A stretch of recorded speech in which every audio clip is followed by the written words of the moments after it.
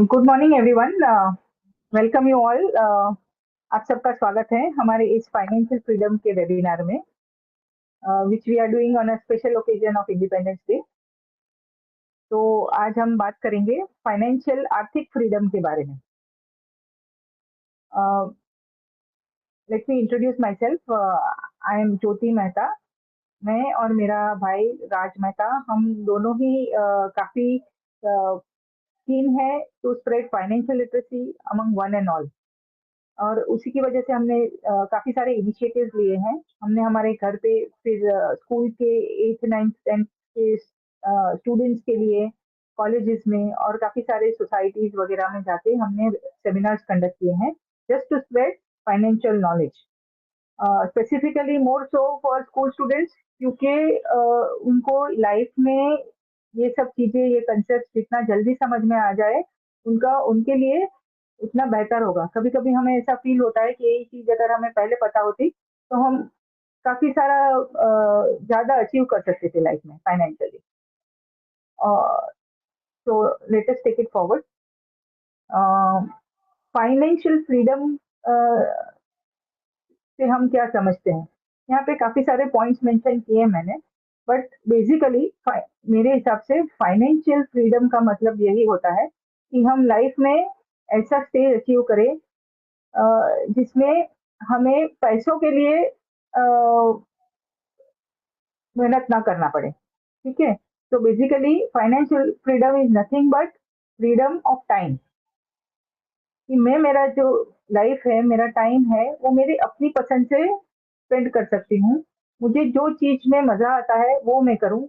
मैं अपने family friends के साथ मेरा टाइम स्पेंड करूँ। मुझे अगर कोई हॉबी है, सिंगिंग है, कोई इंस्ट्रूमेंट बजाना है, कोई गेम प्ले करना है, वो मैं परस्यू कर सकूँ लाइफ में। अगर मुझे कुछ सोशल वर्क करना अच्छा लगता है तो वो मैं वो करूँ। काफ़ी टाइम ऐसा होता है कि हम जो जॉब में है, प्रोफेशन में है, बिजनेस में है, हमें करना पड़ता है क्योंकि हमें अपना गुजारा चलाना है, अपना अपने फैमिली का। बट फाइनेंशियल फ्रीडम का सही मतलब ये है कि मैं लाइफ में ऐसा स्टेज अचीव करूँ फाइनेंशियली, आर्थिक रूप से, कि मुझे वो चीज़ करना ना पड़े। वो अ, मैं इतना कंफर्टेबल पोजीशन अचीव कर लूँ कि मैं उसके वो एक्टिव जॉब या प्रोफेशन या बिजनेस करने के अलावा भी मैं काफ़ी सारी अदर चीज़ परस्यू कर सकती हूँ और मेरे हिसाब से मेरी ज़िंदगी जी सकती हूँ। तो लेट अस सी वो हम कैसे कर सकते हैं। तो फाइनेंशियल फ्रीडम अचीव करने के लिए सबसे ज़रूरी बात ये है कि we should have financial literacy. Finance के बारे में हमें नॉलेज होना चाहिए। आज हम, कोई जॉब करता है या बिजनेस करता है, किसी में से भी जो हम पैसे अर्न करते हैं, वो पैसे कैसे मैनेज करने हैं, उसको कैसे ग्रो करना है, वो बेसिक नॉलेज सबको होना चाहिए। और अनफॉर्चुनेटली स्कूल सिस्टम में वो सिखाया जाता नहीं है। तो ये बहुत ज़रूरी है कि हम ये चीज़ के बारे में जानें। ठीक है, तो फाइनेंशियल फ्रीडम अचीव करना, फाइनेंशियल नॉलेज अचीव करना और आगे जाके अपने गोल्स या जो भी ड्रीम्स है वो अचीव करना, वो कोई रॉकेट साइंस नहीं है। उसके लिए कुछ बेसिक प्रिंसिपल्स हैं जो हमें ध्यान में रखने हैं और आज हम वही डिस्कस करेंगे। एक अनदर इम्पॉर्टेंट थिंग इज कि ये जो आप स्क्रीन पे देख रहे हैं, काफी सारी फेमस पर्सनालिटी है, क्रिकेटर है, एक्टर्स है, जिन्होंने अपनी लाइफ में बहुत सारे पैसे कमाए हैं। बट ऐसा पाया गया है कि तो वो अपने पैसे को मैनेज नहीं कर पाए और towards the end of their life वो उनकी परिस्थिति बहुत ही खराब थी। ये एक सुशील कुमार का फोटो देख रहे हैं, जिन्होंने केबीसी में 5 करोड़ रुपया जीता था। It is not a small amount, but उसको मैनेज करना कैसे है, उसको प्रिजर्व करना कैसे है, वो नहीं उसको समझ में आया, उसको नॉलेज नहीं था। उसको अल्कोहल की लत लग गई और अल्टीमेटली उसको अपने सर्वाइवल, उसने सब अपना पैसा घुमा दिया और सर्वाइवल के लिए दूध बेचना पड़ता था। तो ये सब चीजें हमारी लाइफ में ना हो, उसी की वजह से ये नॉलेज अक्वायर करना बहुत जरूरी है। तो आइए देखते हैं कैसे हम अपने ड्रीम्स अचीव कर सकते हैं, फाइनेंशियल फ्रीडम अचीव कर सकते हैं। तो उसमें सबसे बेसिक स्टेप जो है वो है सेविंग। ठीक है, हमें सबने बचपन से सिखाया है फैमिली में कि हमें पैसे सेव करना चाहिए, बट हमें ये सिखाया जाता है कि जो हमारी इनकम होती है उसमें से खर्चे बाद करके जो बचता है वो हमारा सेविंग है। बट आज मैं आपको एक नया इक्वेशन सिखाना चाहती हूँ, what is a smart way. Smart approach ये होता है कि जो भी हमारी इनकम है, कम है ज़्यादा है वो मैटर नहीं करता है, जो भी हमारी इनकम है उसमें से पहले हमें कुछ पैसे सेव करने चाहिए, सेव करके इन्वेस्ट करने चाहिए, और उसके बाद जो पैसे बचते हैं उसी को स्पेंड करना चाहिए। तो this will go a long वे अपने फाइनेंशियल फ्रीडम की ओर आगे बढ़ने के लिए, ये बहुत ज़रूरी है। ठीक है, अभी पैसे हमने सेव तो कर लिए, ये बेसिक हमने समझ ली, और सेव तो हम हर लोग करते हैं। एक हाउसवाइफ भी पैसे सेव करती है, बच्चे को भी जो पॉकेट मनी मिलते हैं उसमें से करते हैं, मगर ये जो पैसे हमने सेव किए हैं उसको करना क्या है। अच्छा, ये जब मैं प्रेजेंटेशन बना रही थी ना, तब ये बहुत इंटरेस्टिंग चीज मेरे सामने आई। आपकी स्क्रीन पर आप देख सकते हैं। ये एक रेस्टोरेंट का बिल है 1985 का। जब ये पूरा मील उन्होंने जो ऑर्डर किया है उसकी टोटल कीमत केवल 26 रुपया थी। सेम चीज अगर 2022 का हम बिल देखें तो 1260 रुपीज का कॉस्ट हुआ उनको। आप ये नीचे देख सकते हैं, ये एक बॉम्बे टू पूना का टिकट है जो केवल 6 रुपए में मिलता था। मेट्रो थिएटर का पिक्चर का टिकट केवल 1.5 रुपए में मिलता था। अभी 200-300 के नीचे तो हम कुछ सोच ही नहीं सकते हैं। और ये जो चीज है हमने हमारी लाइफ में खुद ने एक्सपीरियंस की है। जब भी हम छोटे थे तो हमारी स्कूल की फीस केवल 2,000 रुपया हुआ करती थी, और अभी कम से कम 80,000 1 लाख रुपया फीस होती है स्कूल में। अ, तो ये क्यों होता है? ये होता है इन्फ्लेशन की वजह से। इन्फ्लेशन या महंगाई, जो हम कॉमन शब्द में उसको समझे तो, इसकी वजह से हमारी दिन ब दिन कॉस्ट ऑफ लिविंग जो है वो बढ़ती जाती है, और अपने पैसे की जो वैल्यू है वो घटती जाती है। ठीक है, अभी ये टेबल में जैसे दिखाया गया है कि अगर आज की आपकी कॉस्ट 50,000 रुपया है, मीन्स घर का खर्चा 50,000 रुपया है, तो वो 20 साल पहले केवल 15,000 रुपया हुआ करता था। और after next 20 years it will be 1 lakh rupees. ठीक है, तो ये जो महंगाई है, इन्फ्लेशन है, वो हमारी पैसों की कीमत को खा जाती है। तो इसके लिए हमें क्या करना चाहिए? एक सिंपल रूल है which is said rule of 70। उसमें कहा जाता है कि हम अगर if you divide 70 by the current inflation rate, से अज्यूमिंग 7% है, so which comes to 10. So in 10 years, the value of our money will reduce by half. So every 10 years, my money is value is reducing by half. ठीक है, तो इसको beat करने के लिए हम क्या कर सकते हैं? अभी सेव कर लिया, इसको इन्वेस्ट करना है। अभी इन्वेस्ट करने के लिए काफी सारे एसेट्स होते हैं, जैसे कि आप बैंक में एफडी बना सकते हैं, आप गोल्ड में इन्वेस्ट कर सकते हैं, आप घर बाय कर सकते हैं, आप कंपनी के शेयर बाय कर सकते हैं, म्यूचुअल फंड में इन्वेस्ट कर सकते हैं। तो ये बहुत सारे ऑप्शन हैं, बट सबसे इम्पोर्टेंट और जरूरी बात ये है कि आपको ऐसे इन्वेस्टमेंट या असेट में इन्वेस्ट करना चाहिए जहां का rate of return inflation rate के से ज़्यादा हो, महँगाई दर से ज़्यादा हो, नहीं तो हम अपने सपनों तक कभी नहीं पहुँच पाएँगे। फॉर एग्ज़ाम्पल, अभी आपको एक घर लेना है, उसकी कीमत 1 करोड़ रुपया है, तो आप वो 1 करोड़ रुपया जमा करने के लिए इन्वेस्ट करते हो, बट बाय द टाइम आपका 1 करोड़ रुपया जमा होता है, वो घर की कीमत 1 करोड़ से बढ़ के 2 करोड़ हो जाती है। तो आप आपके गोल्स या ड्रीम्स कभी अचीव नहीं कर पाओगे। तो हमें ऐसी जगह इन्वेस्ट करना है, जहाँ पे रिटर्न जो हमें मिलता है उसे, वो इन्फ्लेशन रेट या महंगाई दर से ज़्यादा हो। तो ऐसा एक ही एसेट क्लास है जो इक्विटी इन्वेस्टमेंट है, जो आप आइदर डायरेक्टली कर सकते हो उसमें इन्वेस्ट, या आप म्यूचुअल फंड के थ्रू कर सकते हो। तो जो आपको रिटर्न देता है मोर देन इन्फ्लेशन रेट, और इसके बारे में हम आगे ज़्यादा बात करेंगे। ठीक है, अभी मैं आपको एक स्टोरी सुनाती हूँ, जय और वीरू की। दोनों दोस्त थे। ओके, तो दोनों ने स्टार्ट किया कमाना एट द एज ऑफ 20। जय जैसे उसने कमाना स्टार्ट किया, he started investing also 5,000 rupees per month from age 20। मगर किसी वजह से 30 साल की उम्र तक ही वो इन्वेस्ट कर पाया, और मगर जो भी उसने इन्वेस्ट किया था वो 60 साल की उम्र तक उसने रहने दिया है। सी स्टेड इन्वेस्टेड टिल एज 60। ठीक है, मगर उसने इन्वेस्ट किया केवल 10 साल के लिए। तो 5,000 रुपया पर महीना 12 महीने का होता है 60,000 रुपया, 10 साल का हो गया 6 लाख रुपया उसका इन्वेस्टमेंट हुआ। अभी उसका एक फ्रेंड था वीरू, उसने he also started earning at age 20, और उसने बट उसने किसी वजह से उसको ये समझ नहीं थी, उसको लगा कि वो नया नया पैसा हाथ में आया है तो मैं उसको स्पेंड कर दूं, आज मोबाइल फोन ले लिया, कहीं पे पार्टी कर लिया। तो he started investing at age 30 and he continued investing till age 60। Mean total उसने 30 साल तक इन्वेस्टमेंट किया। उसका इन्वेस्टमेंट अमाउंट हुआ 18 लाख रुपया। ठीक है। अभी नॉर्मली आपको क्या लगता है कि किसने ज्यादा पैसा जमा किया होगा अप टू एज 60, जब भी दोनों के लिए उम्र 60 साल हुई, तो किसने ज्यादा पैसा जमा किया होगा?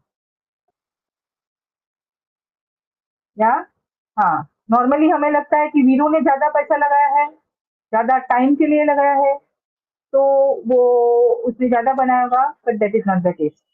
आप देखिए आपकी स्क्रीन पे, जय ने 60 साल की उम्र में 4.13 करोड़ जमा कर लिया था, और वीरू ने केवल 1.75 करोड़। और ऐसा क्यों हुआ? उसका एक ही रीजन है कि जय ने इन्वेस्ट करना जल्दी स्टार्ट किया, ही स्टार्टेड इन्वेस्टिंग अर्ली, और वीरू ने 10 साल लेट किया। तो उसने जो डिले किया 10 साल का, तो उसमें इतना फर्क पड़ गया। ऑल्दो वीरू ने 18 लाख इन्वेस्ट किया था, 30 साल के लिए इन्वेस्ट किया था, और जय ने केवल 10 साल के लिए इन्वेस्ट किया था 6 लाख रुपया, फिर भी उसकी इन्वेस्टमेंट वैल्यू हुई 4.13 करोड़। तो this is the difference friends of starting early, benefit of starting early. तो हमें as soon as we start earning, we should start saving, we should start investing. Okay, so writing is on the wall, start early. अभी ये एक formula है, it's जो हम सब ने सीखी है अपनी स्कूल लाइफ में। It's a simple compound interest formula. ठीक है। जिसमें जो पी है, that is the amount which you invest, R है वो रेट ऑफ रिटर्न है जो आपको इन्वेस्टमेंट पे मिलता है, और टी है वो टाइम पीरियड है जिस जो कितने टाइम तक आप आपका इन्वेस्टमेंट करते हो। ठीक है। तो नॉर्मली इसमें सबसे इम्पोर्टेंट चीज क्या होनी चाहिए? या मोस्ट ऑफ द टाइम लोग ये समझते हैं कि जो अमाउंट वो इन्वेस्ट करते हैं अगर वो बढ़ा दे तो उनका इन्वेस्टमेंट का वैल्यू ज़्यादा बढ़ जाएगा। नॉर्मली हम फोकस करते हैं कि कौन से असेट में मुझे सबसे अच्छा रिटर्न मिलेगा, कौन से कंपनी के शेयर में मुझे सबसे अच्छा रिटर्न मिलेगा, कौन से म्यूचुअल फंड में मिलेगा। तो हम रेट पे फोकस करते हैं, और मोस्ट ऑफ द टाइम हम टी को इग्नोर करते हैं, विच इज मोस्ट इम्पॉर्टेंट। ठीक है। T is the time which gives exponential return. आपका जो भी रिटर्न है वो time factor is one thing which will increase it exponentially. और famous scientist Albert Einstein has said that compound interest is the eighth wonder of the world. जो ये बात को समझता है वो कमाता है, जो ये नहीं समझता है वो उसे गंवाता है। ठीक है। अगर हम ये कंपाउंडिंग को हमारे फेवर में यूज करें बाय इन्वेस्टिंग इट, तो वो effect comes to our favour. Whereas अगर हम सेम चीज हम अगर लोन्स ले ले, डेट रिटर्न हो जाए, क्रेडिट कार्ड का यूज करते हैं, उसका पेमेंट नहीं करते हैं, तो same compound interest work negatively against us. ठीक है। तो हमें ये इंश्योर करना है कि we make this compound interest to work in our favour by investing for long term. It is very important to invest for long term. ठीक है। तो इन्वेस्ट करना है, फिर उसको हम रोज देखते रहते हैं। और there is a Chinese bamboo tree story. Okay. जो चाइनीज बाम्बू ट्री होता है ना, वो पहले 5 साल में केवल इतना ही ग्रो कर पाता है। तो अगर मुझमें पेशेंस नहीं है, धैर्य नहीं है, धीरज नहीं है, और मैं मेरे इन्वेस्टमेंट को हर महीने देखती रहती हूँ कि ये बढ़ ही नहीं रहा है, बढ़ ही नहीं रहा है, और मैं अगर निकाल देती हूँ, तो नेक्स्ट 6 मंथ्स में वही बाम्बू ट्री पूरा आसमान को छू जाता है। तो हम ये पता नहीं कर सकते हैं कि कभी इन्वेस्ट हमारा जो इन्वेस्टमेंट है वो ग्रो कर देगा या उसमें रिटर्न जंप करेगा। तो उसका एक ही सॉल्यूशन है कि हमें लॉन्ग टर्म के लिए इन्वेस्ट करना है। जो भी हम इन्वेस्टमेंट करते हैं उसको तभी निकालना है जब भी हमें वो पैसों की जरूरत हो। तब तक we should stay invested for long term, और लॉन्ग टर्म से ही वेल्थ क्रिएशन होता है, रियल वेल्थ क्रिएशन होता है।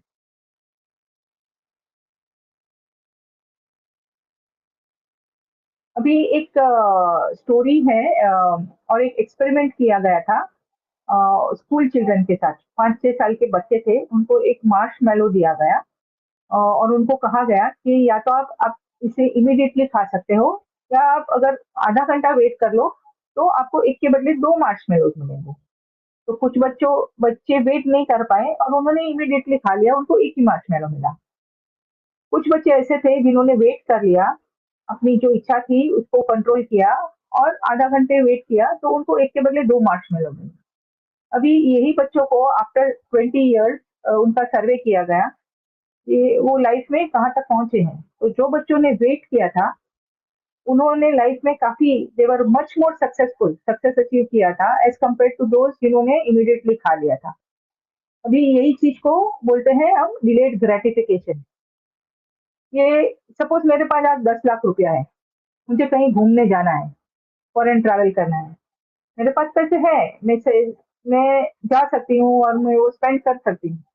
मगर उसकी बदले अगर मैं मेरी इच्छाओं को कंट्रोल कर लूँ और मैं उसको वही सेम 10 लाख रुपीज को इन्वेस्ट करूँ, सपोज वो इन्वेस्टमेंट से मुझे 10% रिटर्न भी मिलता है, तो हर साल मुझे 1 लाख रुपया मिलेगा। मेरा वो 10 लाख का जो कैपिटल है वो वैसे का वैसे सेफ रहेगा। तो वो एक 1 लाख का रिटर्न मुझे हर साल मिलता है, तो मैं उसमें से हर साल मैं वेकेशन पे जा सकती हूँ। तो यही फायदा होता है डिलेड ग्रेटिफिकेशन का। It is said that good things come to those who can wait. Okay, तो जो पॉइंट्स हमने समझे अभी तक, उसको मैं एक समराइज करना चाहती हूँ। फर्स्टली, फाइनेंशियल फ्रीडम का मतलब होता है फ्रीडम ऑफ टाइम। ठीक है, हम अपने टाइम का जो करना है कर सकते हैं once we are financially secure. और वो फाइनेंशियल फ्रीडम अचीव करने के लिए कुछ बेसिक रूल्स है जो हमें समझने हैं। पहले है इम्पोर्टेंस ऑफ सेविंग। जो भी हमारी इनकम है उसमें से पहले पैसे सेव करने हैं, और जो बचते हैं उसी को स्पेंड करने हैं, उसी का खर्चा करना है। ठीक है, ये जो पैसे सेव होते हैं उसको हमें इन्वेस्ट करने हैं, ऐसी जगह इन्वेस्ट करने हैं जहाँ पे rate of return inflation rate या महंगाई दर से ज्यादा मिले। तीसरी इंपॉर्टेंट चीज ये है कि हमें हो सके उतना अपना इन्वेस्टमेंट अर्ली स्टार्ट करना है। हमने समझा है the benefit of starting early, और जो भी हम इन्वेस्ट करते हैं उसको हमें लॉन्ग टर्म तक इन्वेस्टमेंट बनाए रखना है उसमें। And lastly, we understood the benefits of delayed gratification. तो अगर ये कुछ बेसिक चीजें हम ध्यान में रखें तो it will go a long way in our journey towards financial freedom and wealth creation. So I once again thank you all for giving me a patient hearing, and my brother Raj Mehta will take it forward from here. So thank you very much. So taking it forward now, ये personal finance subject के 3 important pillars होते हैं। आप financial planning बोलो, financial freedom बोलो, जो भी बोलो, उसके 3 मेन पिलर्स होते हैं। सबसे पहला आता है budgeting as a starting point. Budgeting तो बेसिकली यहाँ से मालूम पड़ता है कि भाई व्हाट इज योर पोजीशन, आप आपकी इनकम कितनी है, आपकी एक्सपेंसेस कितनी है, आप कितना सेव कर पा रहे हो, और कहाँ पे एक्सपेंसेस कंट्रोल करने की जरूरत है, वो सभी हमें बजटिंग से मालूम पड़ता है। फिर सेकंड पिलर आता है, हम डिटेल में इसको देखेंगे। सेकंड पिलर आता है रिस्क मैनेजमेंट। तो रिस्क क्या हो सकता है, हमारी लाइफ का रिस्क हो सकता है, हेल्थ का रिस्क हो सकता है, कुछ इमरजेंसी का रिस्क हो सकता है, तो वो रिस्क मैनेजमेंट का पिलर आता है। और फिर जाके इन्वेस्टिंग आता है। Investing that is your wealth creation. आपको जो फाइनेंशियल गोल्स के लिए जो कॉर्पस क्रिएट करना है, वो आपका थर्ड पिलर में आता है, दैट इज इन्वेस्टिंग। तो हम देखेंगे। तो बजटिंग के लिए आपको ये एक्सरसाइज कर सकते हैं, जो करनी चाहिए those are finding it difficult to save. तो इसके ऊपर मेरा एक डिटेल में यूट्यूब पे वीडियो है, आप उसको चेक कर सकते हैं। तो यहाँ पे जैसे कि आप देख सकते हैं, हमने ग्रीन में हमारी इनकम बताई है, हस्बैंड वाइफ और उसकी इनकम बताई है, और जो येलो पार्ट में है दोज आर द एक्सपेंसेस। हमने एक्सपेंसेस को बाइफरकेट किया है: food expenses, fruits, vegetables, milk, food grains, then entertainment expense, then electricity, transport expense, school fees, medical fees. तो ऐसे हमने बाइफरकेट किया। तो इससे मालूम पड़ता है क्या क्या डिस्क्रिशनरी एक्सपेंसेस है, क्या क्या नॉन डिस्क्रिशनरी। से फॉर एग्जांपल, जो नॉन डिस्क्रिशनरी एक्सपेंसेस है लाइक फूड, जो फूड तो हमें लगना ही है, दिन का 2 बार 3 बार हमें लगना ही है। इलेक्ट्रिसिटी, वो सब लगना ही है। वो सब नॉन डिस्क्रिशनरी बात है। डिस्क्रिशनरी पे क्या क्या आ सकता है कि आप बाहर जाते हो, रेस्टोरेंट में खाते हो, या वेकेशन पे जाते हो, तो वो डिस्क्रिशनरी एक्सपेंस हो गया। तो वहां पे आप कंट्रोल ला सकते हो। लाइक से फॉर एग्जांपल, आजकल अगर एक फैमिली एक संडे को बाहर जाता है, फैमिली ऑफ 4, तो पर पर्सन 500 रुपये तो लग ही जाता है। तो एक संडे का एक्सपेंसेस होता है 2000 रुपीज। एक संडे का एक्सपेंसेस होता है 2000। तो वैसा सपोज 4 संडेज है, तो 8,000 रुपया आपका जाता है जस्ट द रेस्टोरेंट एक्सपेंस। तो अगर आप सेव नहीं कर पा रहे हो, तो this expenses can be control. Instead of 4 Sundays you can go out for 2 Sundays, और आप 2,000 4,000 रुपये बचा सकते हो इन्वेस्ट कर। ये एक एग्जांपल है, वैसा आपको खुद को ही मालूम पड़ेगा आप कहाँ कहाँ पे बचा सकते हो। तो बेटर डू दिस एक्सरसाइज, आपको मालूम पड़ेगा। Then comes safeguarding your financial future. तो जो दूसरे पिलर की हम बात कर रहे थे, रिस्क मैनेजमेंट, ठीक है। तो उसमें सबसे पहला जो रिस्क होता है वो अपने लाइफ का रिस्क होता है, और उसमें भी स्पेशली जो अर्निंग मेंबर जो रहता है उसका रिस्क कवर होना चाहिए, ठीक है। Because what if something happens to that person, अगर उसके उसकी स्पाउस है, बीवी बच्चे, बच्चे हैं, ओल्ड पेरेंट्स है, अगर वो अर्निंग मेंबर को अगर कुछ हो जाता है, who is going to take care of the financial wellbeing of the family. तो इसके लिए लाइफ इंश्योरेंस होना बहुत जरूरी है, और एडिक्वेट लाइफ इंश्योरेंस होना चाहिए। 10-20 लाख के लाइफ इंश्योरेंस से कुछ होगा नहीं। तो अ, इसके लिए एक बॉल पार्क फिगर हम बोल सकते हैं, at least 10 times of your annual income. 10 times of your annual income, उतना आपका सम अश्योर्ड होना चाहिए।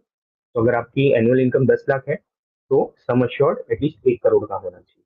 और इसमें दूसरी इंपॉर्टेंट बात, कि ये जो इंश्योरेंस आपका होगा वो टर्म इंश्योरेंस होना चाहिए, और कोई इन्वेस्टमेंट प्रोडक्ट के साथ कोई मिक्स प्रोडक्ट नहीं होना चाहिए। It should be pure term insurance. It should not, आपको खिचड़ी नहीं करनी है, ठीक है। तो अगर कोई एजेंट आपको इसके साथ में इन्वेस्टमेंट का प्रोडक्ट भी चिपका रहा है, तो बोलो कि नहीं, मुझे सिर्फ प्योर टर्म इंश्योरेंस चाहिए, ठीक है। Because the purpose of life insurance is to cover the risk and not to earn money out of it, ठीक है। तो ये एक चीज हो गया। फिर दूसरा क्या रिस्क आ सकता है? मेडिकल रिस्क आ सकता है। कुछ हॉस्पिटलाइजेशन हुआ, कोई डिजीज हुआ, हार्ट डिजीज हुआ, कुछ नी का कुछ हुआ इशू, तो कुछ भी ऐसा इशू आ सकता है। और आजकल मेडिकल ट्रीटमेंट काफी कॉस्टली है। आप प्राइवेट हॉस्पिटल में जाओगे, कोई भी छोटी मोटी बीमारी के लिए भी जाओगे, तो उसका बिल काफी बड़ा आता है। और अगर सर्जरीज है तो उसका बिल तो और भी बड़ा आता है। आईसीयू के चार्जेस होते हैं, सर्जरी चार्जेस रहते हैं, इतने सारे टेस्ट करवाते हैं। तो इवन छोटी बीमारी भी अगर होती है, तो लाख रुपए के ऊपर आपका बिल चला जाता है, ठीक है। तो हेल्थ इंश्योरेंस भी आपके पास होना चाहिए, और वो हेल्थ इंश्योरेंस पूरे फैमिली के लिए होना चाहिए। It should be a family floater policy, okay. जैसा हमने लाइफ इंश्योरेंस में डिस्कस किया था कि सिर्फ अर्निंग मेंबर का होना चाहिए, यहाँ मेडिकल इंश्योरेंस में सबके हेल्थ के ऊपर इंश्योरेंस होना चाहिए। बिकॉज एक्सीडेंट्स और disease can happen to anyone. तो किसी को भी अगर होता है तो हमें क्लेम मिलना चाहिए। So it has to be a family floater policy, and it has to be adequate. At least 5-10 lakh का तो मिनिमम आपका सम एश्योर्ड होना चाहिए हेल्थ इंश्योरेंस, ठीक है। फिर आता है इमरजेंसी फंड। इमरजेंसी फंड भी हमारे पास होना चाहिए। एटलीस्ट 6 to 12 मंथ्स का जो हमारा एक्सपेंसेस है, उतना इमरजेंसी फंड होना चाहिए। Park in liquid asset class. Like चलो कि सपोज आपकी जॉब चली गई या बिजनेस बंद हो गया, तो नई जॉब जब तक लगे, तब तक आपका वो गैप को आपको कवर करना है, 2 महीना, 3 महीना, 6 महीना, या कोरोना जैसे कुछ हो गया, लोग घर के बाहर नहीं निकल सके, इनकम बंद हो गई, तो वो पीरियड आपको मैनेज करना है, तो वो आपका इमरजेंसी फंड भी होना चाहिए। ठीक है, तो ये दो चीज हमने कवर कर दी।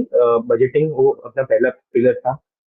फिर दूसरा जो रिस्क मैनेजमेंट था वो हमने कवर कर दिया, उसमें 3 पार्ट आए, लाइफ इंश्योरेंस आया, हेल्थ इंश्योरेंस आया, और ये इमरजेंसी फंड आया। ठीक है, और now coming to the wealth creation part, जो फाइनेंशियल फ्रीडम की जो हम बात करें, वेल्थ क्रिएट हमें करनी है। ठीक है, तो उसके लिए हम एक्सप्लोर करेंगे क्या है। तो सबसे पहले तो आपको गोल्स आपके लिस्ट डाउन करने हैं, आपके क्या क्या फाइनेंशियल गोल्स है, क्या हो सकते हैं, हम देख सकते हैं। फाइनेंशियल गोल्स क्या हो सकते हैं, एक तो बच्चों का एजुकेशन हो सकता है, उनके मैरिज हो सकता है, buying a home, retirement fund, then buying a car, vacationing abroad, तो ये सब आपके फाइनेंशियल गोल्स हो सकते हैं, और हर एक गोल के लिए हमें स्पेसिफाइड अमाउंट हमें एलोकेट करना है। ठीक है, ये पूरा साइंटिफिक प्रोसेस है, पूरा प्रोसेस ड्रिवन है, अगर आप प्रोसेस फॉलो करते हैं तो आप अपने गोल्स अचीव कर पाएंगे। ठीक है, तो इसमें से जो सबसे इंपॉर्टेंट गोल है is your retirement goal. Why I say this, because आप आप देख सकते हैं कि जो लाइफ एक्सपेक्टेंसी है वो काफी इंक्रीज हो रही है। Like earlier it was around 65 66 years. Now people easily live up to 75 years, 80 years, 85 years, because of advancement in medical science. तो वो from 60 years, from the time you retire till the time of your death, वो period आपको अच्छी तरह तरह से निकालना है। ठीक है, तो वो एक रीजन है, और दूसरा रीजन है कि रिटायरमेंट के लिए आपको कोई टाइप की लोन नहीं मिलेगी। जैसे आपको हाउसिंग लोन मिलती है, आपको पर्सनल लोन मिल सकती है, आपको एजुकेशन के गोल्स के लिए आपको एजुकेशन लोन मिल सकती है, बट रिटायरमेंट के लिए आपको कोई लोन नहीं मिलती। ठीक है, तो ये रिटायरमेंट प्लानिंग आपको डे वन से करना है। ठीक है, not that when you are close to retire तभी आप प्लानिंग करना चालू करें, वैसा नहीं होता है। आपको the day you start earning you have to think about your retirement, ताकि हमें हमारे बच्चों पे भी डिपेंडेंट न रहना पड़े। We are financially self sufficient, we are financially free. जैसे इन्फ्लेशन की बात कर रहे थे, तो अब देखिए यहाँ पे एजुकेशन का इन्फ्लेशन बताया गया है, अ, जो आज कॉस्ट अभी से ये जो ब्लू बार है, that is the current cost. अभी आज सपोज एमबीबीएस किसी को बनना है तो 67 lakhs का उसका कॉस्ट है। तो 10 साल के बाद 2033 में ये सेम कोर्स का कॉस्ट हो जाएगा 1.7 करोड़, और 20 साल के बाद इसका 4.48 करोड़, मतलब 4.5 करोड़ हो जाएगा ये सब कोर्सेज का। सिमिलरली इंजीनियरिंग, एमबीए और वो सब भी। तो हमें जो हमारा जो कॉर्पस डिसाइड करना है, या जो कॉर्पस के लिए हमें प्लानिंग करना है, that has to be the future value, not the current value. तो इसका हम एग्जांपल देखेंगे कि भाई हम एक एजुकेशन, जो हमारा गोल है बच्चों के एजुकेशन के लिए, हम कैसे प्लान कर सकते हैं। तो हम देखेंगे यहाँ पे, से फॉर एग्जाम्पल आज कोई कोर्स है, अभी सपोज मेरी बेटी 10 साल की है। ठीक है, और शी इज प्लानिंग के पोस्ट ग्रेजुएशन के लिए, व्हेन शी इज अराउंड 20, उसको कोई एमबीए करना है। ठीक है, तो आज अगर वो एमबीए के कोर्स की कॉस्ट है 10 lakhs, तो 10 साल बाद when she is 20 will be more than that, it will be 21.58 lakhs। आप 8% के हिसाब से उसका एजुकेशन इन्फ्लेशन देखेंगे तो कितनी कॉस्ट हो जाएगी। तो मुझे ये अमाउंट के लिए मुझे प्लान करना है, सच दैट कि 10 साल के बाद मुझे 21.58 lakhs मेरे हाथ में आए, वो हिसाब से मुझे प्लान करना है। ठीक है, तो इसके लिए दो तरीके हैं। तो मुझे वो कॉर्पस का अमाउंट तो मिल गया, तो अभी मुझे इन्वेस्ट कितना करना चाहिए, आज के टाइम से मुझे इन्वेस्ट कितना करना चाहिए, इसके दो तरीके हैं।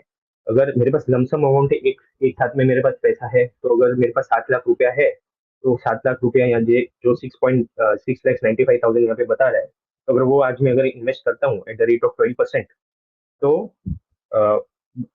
In next 10 years I get my corpus of 21.58। That is one way. Other way, मेरे पास लमसम नहीं है, मेरे पास मंथली सेविंग होके एक्यूमुलेट हो सकता है। तो मंथली अगर मैं इन्वेस्टमेंट का अगर ऑप्शन देखूँ तो मुझे 9,636 रुपीज पर मंथ मुझे आज से इन्वेस्ट करना है, so that I accumulate 21.58 lakhs after 10 years। ठीक है, तो ये दो मेथड हो सकते हैं। तो द जो मैंने जो सेकंड मंथली मेथड बताया, that is nothing but systematic investment plan, जैसे म्यूचुअल फंड में होता है, तो वो बात यहाँ पे आएगी। ठीक है, तो यहाँ पे आप देखिए करंटली जो इंडियन हाउस होल्ड की पोजीशन क्या है। तो आप जैसे कि देख देख सकते हैं, one of the most important asset class for wealth creation, that is equities, उसका प्रोपोर्शन लेस देन 5% है। ठीक है, तो this is the problem, people are not much aware of this asset class. उनको डर लगता है इक्विटीज में कैसे करेंगे। तो there is always an option, mutual fund का एक ऑप्शन है, जो टाइम नहीं दे सकते हैं या जिनके पास एक्सपर्टीज नहीं है, नॉलेज नहीं है, तो म्यूचुअल फंड के थ्रू इक्विटी में इन्वेस्ट कर सकते हैं। तो ये अवेयरनेस बढ़ रही है, but still we have a long way to go. यहाँ पे प्रॉपर्टी 50% इसलिए बता रहा है क्योंकि that's a primary asset class. आपका घर घर के ऊपर छत तो होनी चाहिए, that's a first asset class people buy जब भी सफिशिएंट पैसा बनता है। तो ये एंड ये बेसिकली सेल्फ ऑक्यूपाइड प्रॉपर्टी है, this is not a investment property. तो ये पूरा पाई चार्ट आप देख सकते हैं। गोल्ड गोल्ड में भी अच्छा इन्वेस्टमेंट है। इंडियन हाउस होल्ड का 15% है, बट गोल्ड का रिटर्न इक्विटी से कम है। इक्विटी ने लास्ट 40 years में अराउंड 15% दिया है, गोल्ड ने अराउंड 11% दिया है। तो वो भी थोड़ा शिफ्ट होना चाहिए टुवर्ड्स इक्विटी, अगर आपको जल्दी वेल्थ क्रिएट करनी है तो। यहाँ पे हम एग्जांपल देख सकते हैं, फिक्स डिपॉजिट और सेंसेक्स दैट इज बेसिकली और इक्विटी मार्केट, स्टॉक मार्केट। तो अगर 2004 दैट इज 20 years अगो आपने 1 लाख रुपीज एफडी में डाला रहता और सेंसेक्स में डाला रहता, तो एफडी की आज वैल्यू 3,84,000 होती थी, और वही सेम चीज जो आपने इक्विटी में इन्वेस्ट किया रहता तो वो उसकी वैल्यू 12 लाख रुपए हो जाती थी। ठीक है, सो एफडी में तो एक्चुअली आपका रिटर्न नेगेटिव होता है, बिकॉज अगर से आपको एफडी में 8% मिलता है, 8% के ऊपर तो पहले तो टैक्स कटता है, और टैक्स कटने के बाद से फॉर एग्जाम्पल 8%, 30% टैक्स है, तो 2.5% ऐसे ही चला गया, तो 5.5% नेट आया आपको। और 5.5% में से आप इन्फ्लेशन निकालिए तो वो तो नेगेटिव हो गया आपका एक्चुअल एक्चुअल वैल्यू। तो एफडी में तो आपको एक्चुअल में नेगेटिव वैल्यू मिलता है, आपका परचेजिंग पावर कम होता है। ठीक है, तो एक और चार्ट यहाँ पे आपको आप देख सकते हैं कि भाई एफडी में सपोज हम इन्वेस्ट करते हैं तो 10 साल में वो पैसा 2 गुना होता है। ठीक है, वही सेम चीज इक्विटी में अगर करते तो 4 गुना होता है। 15 साल में ये 2 गुना का 3 गुना हो जाता है एफडी में, और इक्विटी में 8 गुना होता है। और 20 साल में यहाँ पे एफडी में 4 गुना हुआ, और यहाँ पे इक्विटी में 16 गुना हुआ। ठीक है,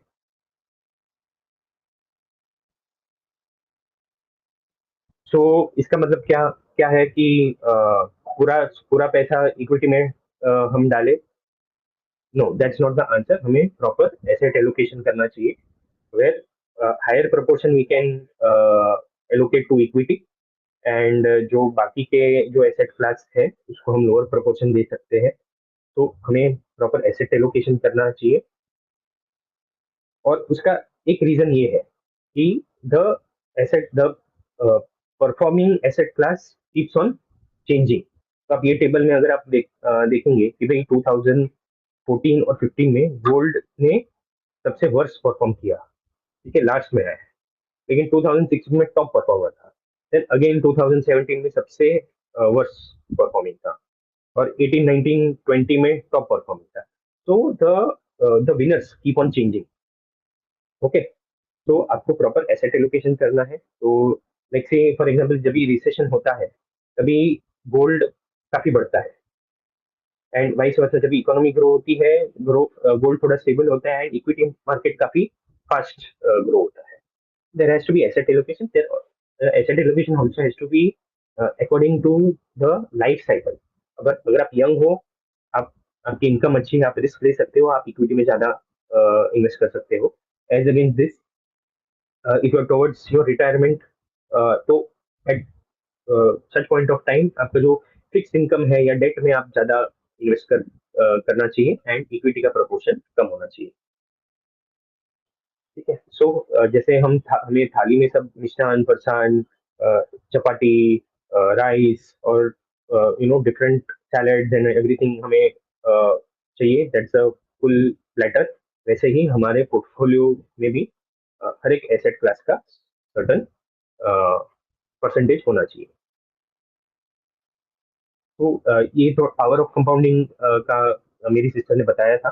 तो सेम यहाँ पे अलग तरीके से एक्सप्लेन किया है कि अगर मेरा गोल है 95 लाख से 1 करोड़ का, मेरा गोल है, और मेरे पास 20 साल है वो गोल को अचीव करने के लिए, तो मुझे सिर्फ 10 लाख इन्वेस्ट करना पड़ेगा आज के टाइम में. लेकिन अगर मेरे पास इतना टाइम नहीं है, मेरा सेम 1 करोड़ का मुझे गोल अचीव करना है, मेरे पास सिर्फ 10 साल है, तो मुझे वो अचीव करने के लिए मुझे 3 गुना पैसा इन्वेस्ट करना पड़ेगा, दैट इज 30 लाख. तो जो काम आज 10 लाख से हो रहा है, अगर मैं आज 10 लाख इन्वेस्ट करके मेरा 1 करोड़ मुझे मिल रहा है 20 साल के बाद, वो मुझे 30 लाख इन्वेस्ट करना पड़ेगा 10 साल के बाद, अगर मैं 10 साल का डिले करता हूँ तो. ठीक है. तो नाउ ये जो हमने प्रोडक्ट्स देखे, उसमें से one of the very great product you can say is mutual fund. हम म्यूचुअल फंड के बारे में यहाँ पे थोड़ा अभी डिस्कस करेंगे, because it's a great product for asset allocation. क्योंकि म्यूचुअल फंड में हर तरीके से हर टाइप के प्रोडक्ट्स हमें मिलते हैं. हमें इक्विटी ओरिएंटेड प्रोडक्ट मिलता है, हमें किसी को डेट फिक्स इनकम में करना है तो डेट प्रोडक्ट भी मिलता है, कॉम्बिनेशन प्रोडक्ट भी मिलता है हमें, और हमें फॉरेन कंपनीज में इन्वेस्ट करना है तो वैसे टाइप के प्रोडक्ट्स भी अवेलेबल है. So there are close to around 5,000 mutual fund schemes available in the market. तो उसमें से there are all such kind of products and schemes available. तो आप यहाँ पे इन्वेस्ट कर सकते हो. तो म्यूचुअल फंड कैसे काम करता है वो थोड़ा मैं 2 मिनट में बताता हूँ. सो बेसिकली म्यूचुअल फंड एक कंपनी होती है जो पब्लिक से पैसा लेती है, पब्लिक इन्वेस्ट करती है म्यूचुअल फंड में, और ये जो म्यूचुअल फंड कंपनियां होती है उसकी एक मैनेजमेंट टीम होती है, जहाँ पे रिसर्च टीम होती है, मैनेजमेंट टीम होती है, जो डिसीजन लेती है कि ये पैसा कौन से शेयर में लगाना है. ओके. तो वहाँ पे सब प्रोफेशनल्स होते हैं विद एक्सपीरियंस, 10-15 साल का एक्सपीरियंस रहता है. There are chartered accountants in the team, MBA in finance, CFS रहते हैं. तो all experience and educated team रहती है, और प्रोफेशनली आपका पैसा हैंडल होता है.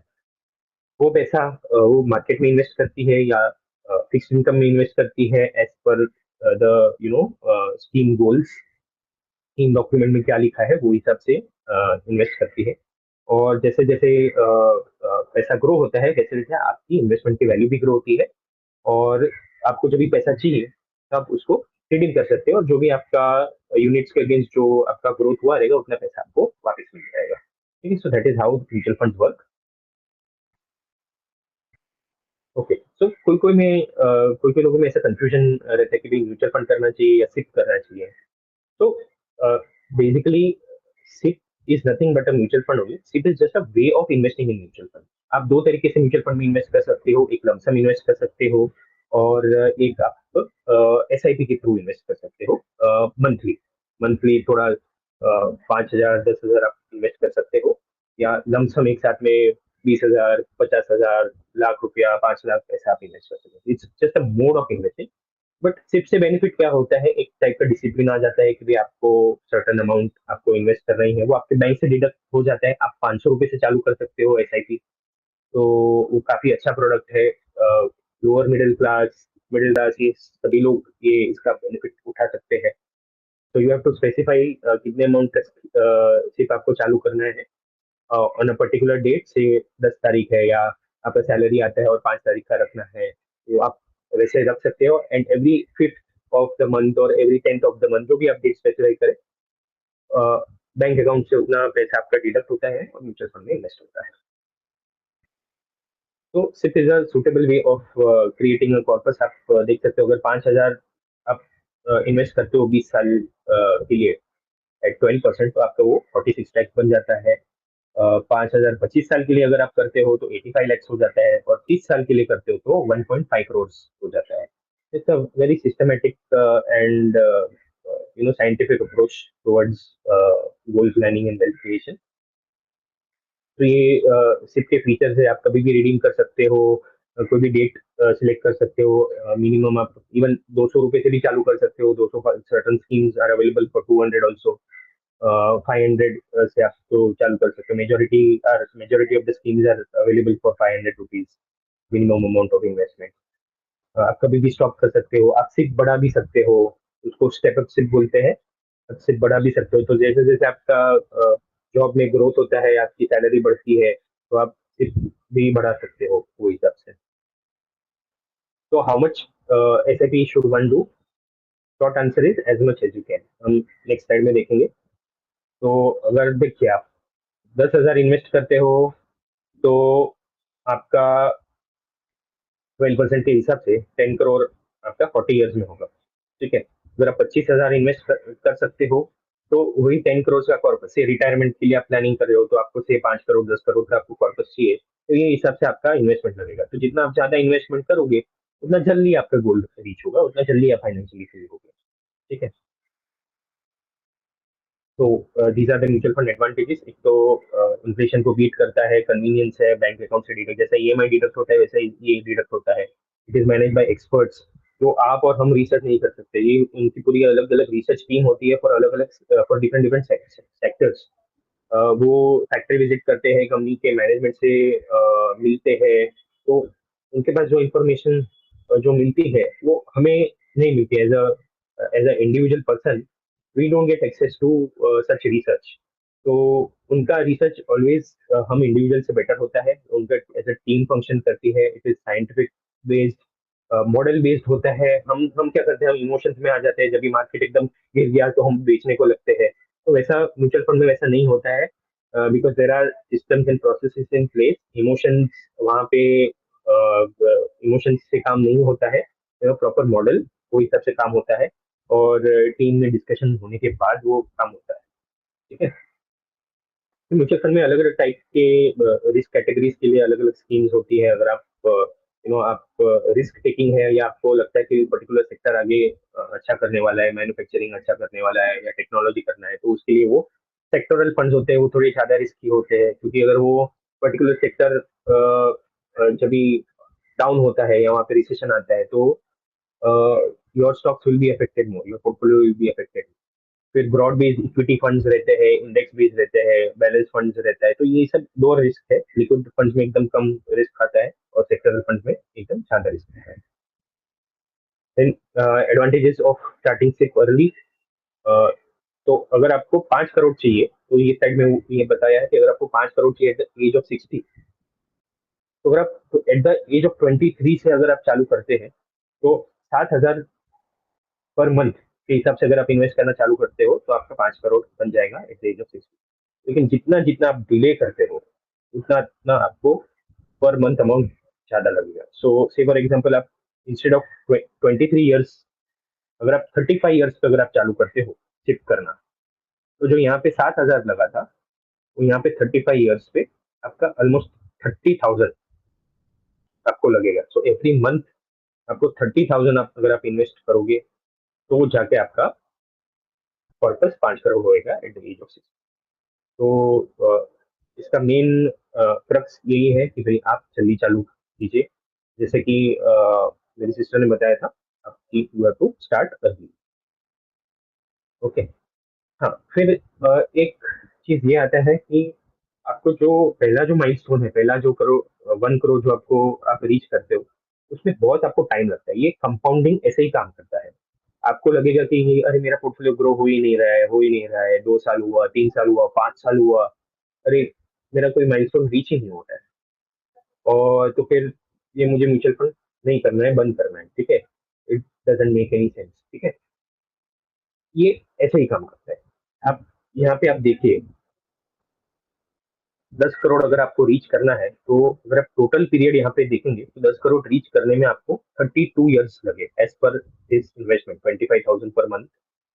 10 करोड़ रीच करने में आपको 32 ईयर्स लगे। ओके, पहला करोड़ रीच करने में आपको 14 ईयर्स लगे, 14 ईयर्स, और बाकी के 9 करोड़ रीच होने में सिर्फ 18 साल लगे। फर्स्ट करोड़ करने में 14 साल लगे और बाकी के 9 करोड़ करने में सिर्फ 18 साल लगे। कंपाउंडिंग ऐसे ही काम करता है। आप देखिए यहाँ पे 9 करोड़ से 10 करोड़ सिर्फ 9 महीने में आपके रीच हुए, यहाँ पे 14 साल लगे 1 करोड़ बनाने में, और यहाँ 9 से 10 करोड़ बनाने में सिर्फ 9 महीने लगे। ठीक है, 8 से 9 करोड़ कमाने में सिर्फ 1 साल लगा। तो ये हिसाब से काम करता है। तो जस्ट ट्रस्ट द प्रोसेस। फिर सर्टन नो गो एरियाज मैं बोलता हूँ, किसी को भी मैं एफएनओ करने का सजेस्ट नहीं करूंगा, बिकॉज एफएनओ में 2022 में भी स्टडी हुआ था, अभी रिसेंटली 2023 का भी स्टडी हुआ था। सब स्टडी यही कहता है एफएनओ में कोई पैसा नहीं बनाता है, सिर्फ ब्रोकर लोग पैसा बनाते हैं। ठीक है, 9 out of 10 individuals lose money in FNO. ठीक है, एंड ये प्रैक्टिकली मैंने भी एक्सपीरियंस किया है। ये साल सबका मैं रिटर्न फाइल करने बैठा, तो कितने लोगों का जो बिजनेस इनकम या जो जॉब से जो इनकम है उनका पैसा एफएनओ में जाके वहां पे उन्होंने लॉस किया। तो कितने सारे लॉस रिटर्न हुए थे ये टाइम मैंने देखा। तो ये सारे न्यूज है कि भाई BTech student with zero income and 26 lakhs loss from FNO. ठीक है, ऐसे काफी, इवन मैं मेरे फ्रेंड सर्कल में भी बात करता हूँ तो ये कॉमन चीज है। वो लोग भी रिटर्न फाइल करते हैं तो उनका भी वही एक्सपीरियंस है कि भाई सभी लोग एफएनओ में ज्यादा करते हैं। इवन मैं जहाँ पे रहता हूँ वहाँ पे जो पेपर मार्केट है, कपड़ा मार्केट है, तो वो सब काम न छोड़ छोड़ के एफएनओ में लगे रहते हैं।